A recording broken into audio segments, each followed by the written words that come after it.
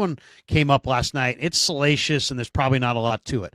But this is why we have YouTube channels, so we can debate these things and talk about these things.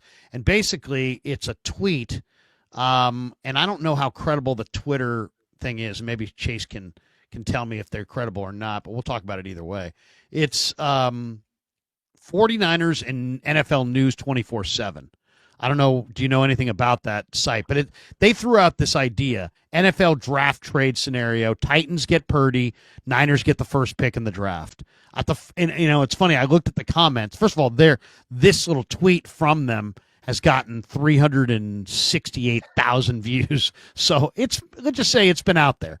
And then I retweeted it saying, "Would you make this trade?" And I would say, it's interesting. The reaction was people going, hell no, I wouldn't trade a starting quarterback like Brock Purdy for a draft choice. And then other people are like, hell no, the Titans would never trade, the first pick in the draft for Jimmy G Jr. And, so you got people. So that kind of tells me that it may actually be a fair trade. But I do think this is interesting because the Titans have bombed at the quarterback spot. They got a new GM. They just ran Carthon. They tried to draft Malik Willis. It didn't work. They tried to draft Will Levis, or they drafted Will Levis. He's a stiff. They're still needing a quarterback, and yet Shedeur Sanders has got questions. Cam Ward, I love Cam Ward, but a lot of people don't think doesn't have good arm strength. Is it possible that the Titans get nervous, look at Cam Ward, look at Shedeur, and go, yeah, we'll give you the first pick for Brock Purdy. And if the Titans called offering the number one pick in the 2025 draft for Brock Purdy, and you're the Niners, and you could sit there and be like, that's fine. We'll sign Sam Darnold. We'll go get Rodgers. We'll bring in Cousins. We'll sign Zach Wilson. I don't know. Who knows? We'll go back to Trey Lance. I mean, who knows what their idea would be. Would you, if you're John Lynch and whatever placeholder GM that takes over from Rand Carthon calls offering the first pick in the draft for Brock Purdy, what are you saying if you're John Lynch?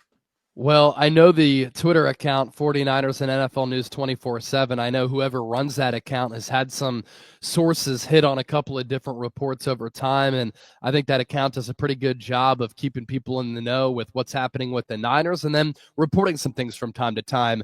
I got to say, this is elite engagement farming right here. Yes, because for this to get almost 500,000 views, and it probably will at any point, is hilarious to me in a way. A couple of thoughts come to mind. First of all, I think about ROI, return of investment. You drafted Brock Purdy with the final pick in the 7th round back in 2022. And going into the 2025 draft, you turn that into the number 1 overall pick. That is quite the return on investment right there. Number 2, if I were to get the number 1 pick, I don't even think I'd take a quarterback in this week quarterback class. I like Cam Ward. I don't love him. I like Shedeur Sanders. I don't love him. Outside of that, I'm not even sure who QB3 is. Kyle McCord might be QB3. I think it's Jalen Milroe, and I think he's actually going to be quarterback 2 over Sanders by the time the draft rolls around. But Jalen Milroe is like Lamar Jackson light, not as good of a passer. I don't think it's even close, and he's not as fast. Quinn Ewers, is not bad. And then you have Will Howard at Ohio State. You have Jackson Dart. Like, this is a bad quarterback class. And so if I were to even make this trade, I don't even think I take a quarterback. I think I take Abdul Carter. I think I take Mason Graham with that first overall pick. Ooh. And then lastly, I just don't think the Niners do this, nor do I think the Titans do it. I think the Titans make this move if it's for a star-level quarterback who has a lot more physical upside as compared to Brock Purdy. I think Brock Purdy is elite. I think Purdy's going to get paid. I think what he's done with the Niners has been so impressive, but I don't think the Titans make this type of trade where they trade the number 1 overall pick for Purdy, the final pick.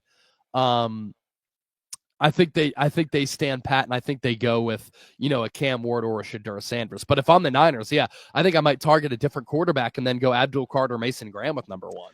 Well, I was going to say, okay, so if you were the Niners and you made this and you got this offer, and let's just say, the only way the Niners, I think, would even entertain this even even slightly, would be if Brock's ask so far exceeds what they're willing to pay Right. that they envision a holdout. Because a holdout is the death knell for the 49ers. They can't have a holdout at quarterback. I mean, absolutely can't. So if he want, you never know. Let's say Kyle Strongen wants $70 million or he wants $65 million. Don't even call me if you're not offering $65 million. And if the Niners are really in that, we'd rather pay you between 45 and 50. That could be an impasse. Yeah. So if you're at an impasse with your quarterback and the Titans want to bail you out by offering you the first pick in the draft, I would do it at that point. I agree with you. To me, it's a Cam Ward pick for sure, or it's not a quarterback. There's no way I'm taking Shedeur Sanders. I might take Abdul Carter. What do you think? I mean, you saw Abdul Carter wears 11. Didn't LeVar Arrington wear 11? Is that the deal at Penn State? All the badasses wear 11, and Micah Parsons wore 11 too. Yeah. Is that the rule? Is that their some teams have a number that is like their sacred number? Is that the Penn State sacred number? I know you're from there. Yeah. Usually the top Penn State defensive players who play linebacker usually wear the number 11 / edge rusher. You know what's crazy about Abdul Carter? This is his first year playing edge rusher. He did not play edge rusher right? last year. Yeah, he was an outside backer last year. And he's a guy who is like 6'3", 6'4". Penn State lists him as 250. I think he's more like 230, 240. But he has twitch, bend. He has size, speed. What he did against Notre Dame was so impressive. I mean, he had a bad shoulder, lining up on the line of scrimmage that he doesn't usually line up on. And he was all over Riley Leonard throughout the course of the night. Double-digit sacks, a lot of pressures. I think he's going to be a dog. I think he might be the best player in this draft. And so that's the player I might take for number one. Mason Graham, I also think, is going to be a high-level impact player at defensive tackle for the next 7 to 10 years.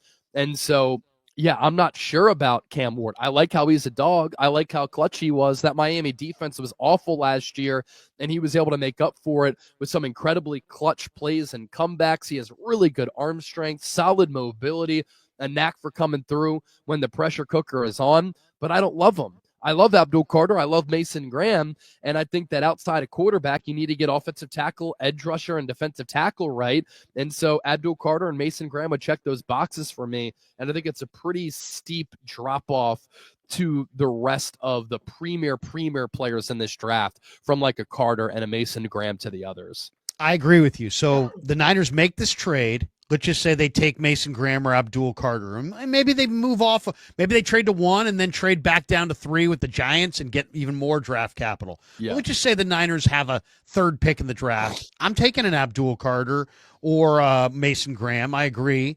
Or I'm trading back for lots and lots of picks. But the question, and the last question I'll ask you, there's a lot of quarterbacks that, it's a bad quarterback draft, but it's an awesome quarterback market. I mean, Mac Jones, Zach Wilson, Russell Wilson, Daniel Jones, Kirk Cousins, Aaron Rodgers. Heck, you want to call up Howie Roseman and offer high picks for Tanner McKee. I mean, there's quarterbacks out there.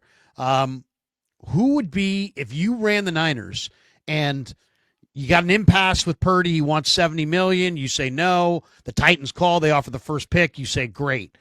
You trade him to the Titans, you wind up with the first pick. You've decided you don't want that quarterback, number one, let's just say. Who's the quarterback? Yeah, and by the way, when we're on that note, too, about trading back, if I'm the Niners at 11, I think about trading back a little bit, getting an offensive tackle, and then maybe going Jack Sawyer, the Ohio State edge rusher, later in the first round.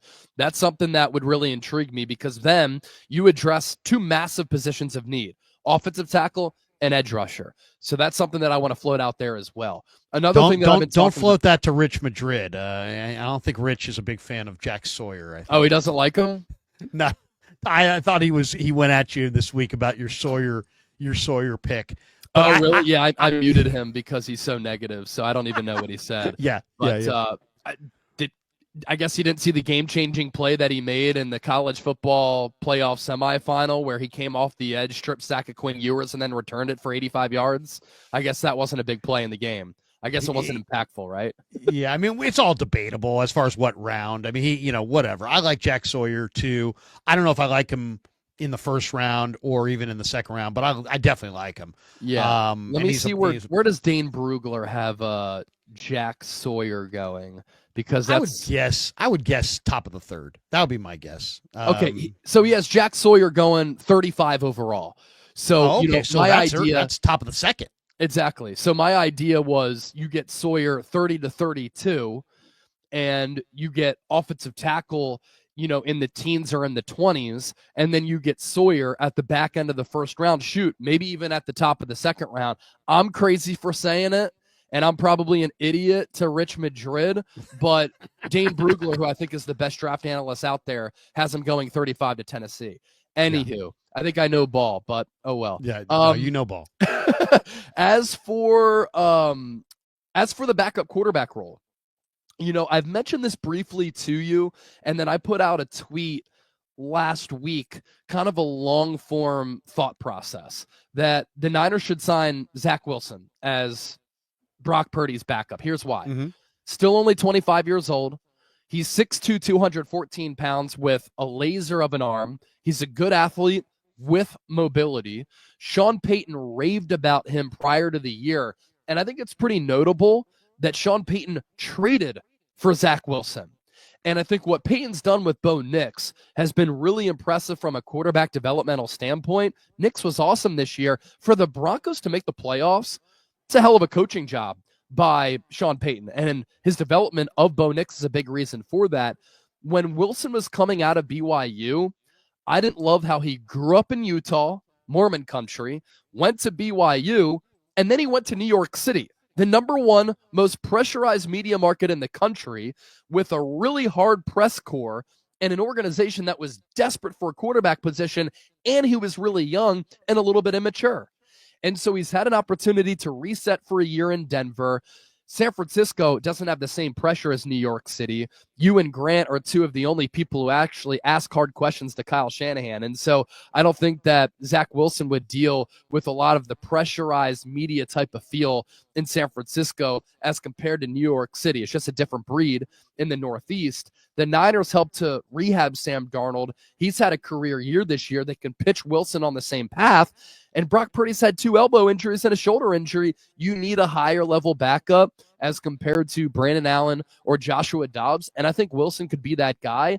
And look at what Sam Darnold did this year. Look at what Baker's done the last 2 years. Look at what Bryce Young did this season. When you give these quarterbacks time, when you surround them with organizational structure and quality coaching, they can get back to being the player that they were anticipated to be in the pre-draft process or what people saw from them in college. And I think Wilson still has a shot.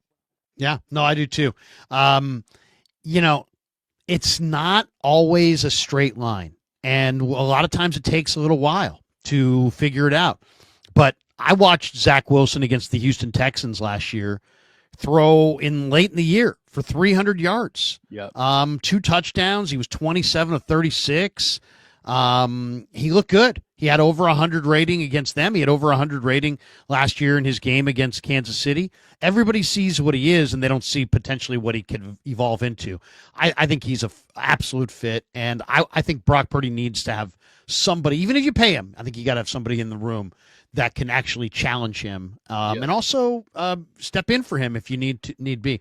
Last thought here on the supers: Joey Nichols move up and get a true difference maker. Abdul Carter, Mason Graham, Kevin Woods says, is Dahlman's low pass block grade concerning? I don't know if you have a thought on that, but to me, I think Dahlman's an established pivot in the NFL. I like him. He's a clear and decisive upgrade from Jake Brendel. It's one of the best centers in the NFL. Yeah, and that line, and he's a really well-coached player, too. Kevin Woods says, what do you guys think of getting Dahlman and another O-line in free agency? Saw something about the Rams focusing on O-line and free agency and D-line in the draft. That's what the Rams have done thus far. They've rebuilt their O-line in free agency, except for Steve Avila, and the draft on the other side of the ball. My Rhino says, excellent analysis, gentlemen. Do you guys think Niners are too far inside their bubble to see any of these issues? Feels like Lynch will only use the draft. not sure exactly what he's referring to there, but what do you think of that question? Are they can they correctly identify the issues that plague them, or are they so listening to their own echo chamber within that they don't have enough true analysis or fair analysis of each other and the jobs they've done? Look, Shanahan right away fired Brian Schneider. He fired Nick Sorensen. He's really close with Sorensen. He was very loyal to Schneider. And so that showed me a willingness to admit a mistake and move on because they have to make changes. Them wanting to bring back Deebo Samuel, I kind of disagree. I would give some leeway to these young wide receivers in Ricky Pearsall, Jacob Cowing. I'd let Deebo go. I'd try to trade him. But their loyalty to him could end up costing San Francisco because I always think it's better to get rid of a player too early as compared to too late. And I don't think Deebo was good this year.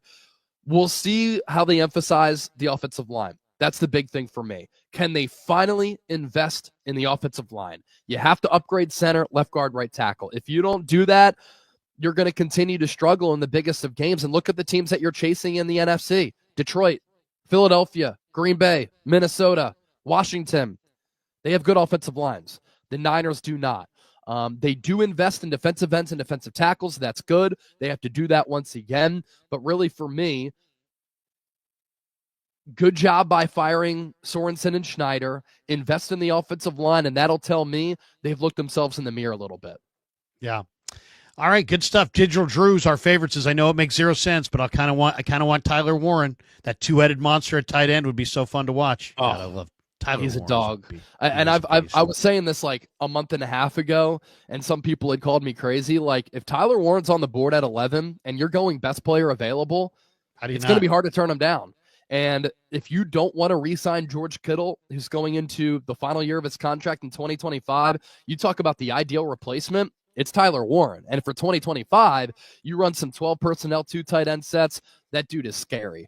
Now, it kind of goes against what I believe you should do, which is building the team in the trenches. And that's where the Niners need to get better.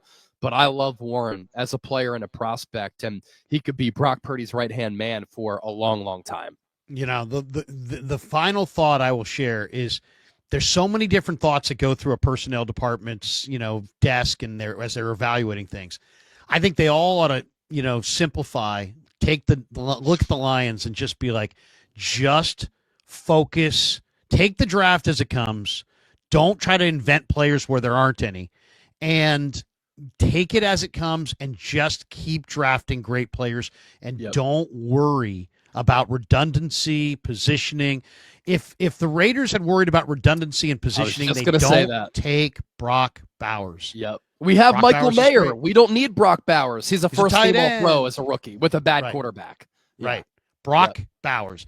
Draft the best player like the Lions did and like the Raiders just did with Brock Bowers, and you'll never have to really worry. If you keep drafting great players, eventually you're going to win the Super Bowl. Yep. Great players. Don't tie yourself to a position. Don't tie yourself to a need. Great players.